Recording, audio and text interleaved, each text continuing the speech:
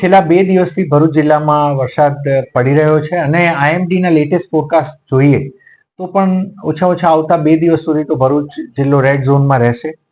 હાલ સાર્વત્રિક વરસાદ આખા જિલ્લામાં આપણને જોવા મળી રહ્યો છે વ્યવસ્થિત રીતે, અને સિઝનનો 112% વરસાદ સુધી આપણે પહોંચી ગયા છીએ.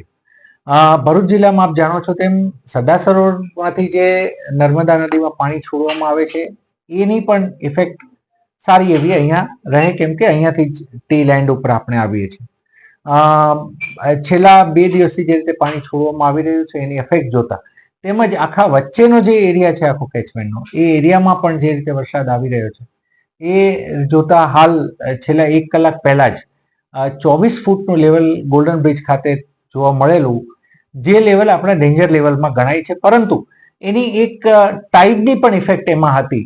એ જો જેમ કે ટાઈડ જેવું ગયું તો હાલ એ લેવલ 24 થી નીચે આવી ગયું છે હાલના સંજોગે.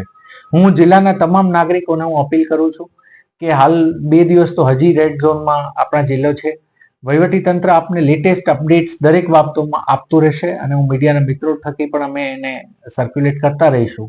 પરંતુ હાલ કોઈ બિનજરૂરી પ્રવાસ ના કરવો અને સાવચેતી રાખવી, અને નીચાણવાળા જગ્યાઓમાં ખાસ કરીને જવું નહીં. ડિઝાસ્ટર મેનેજમેન્ટની એક અમે ચેનલ પણ બનાવી છે, લોકો એને ફોલો કરે તો અપડેટ્સ એ વોટ્સએપ ચેનલ્સમાં પણ આવતા રહેશે. અને એક ઈ રેવા કરીને એક પોર્ટલ થકી આપણે ગોલ્ડન બ્રિજ ઉપરના લેવલ પણ લાઈવ આપણે બતાવી રહ્યા છીએ સેન્સર થકી. આનો ઉપયોગ એટલે કરી શકાય કે 22નું લેવલ એ વોર્નિંગ લેવલ છે અને 24 ફૂટનું લેવલ એ ડેન્જર લેવલ છે. નાગરિકોને પોતાના મોબાઈલમાં આ લેવલ કેટલું છે ને બધું જાણવા મળી શકે છે, તો એમને પોતે પણ એક સચેત રહી શકે અને આગળ એની અમારી એલર્ટને પણ જોઈ શકશે એમાંથી.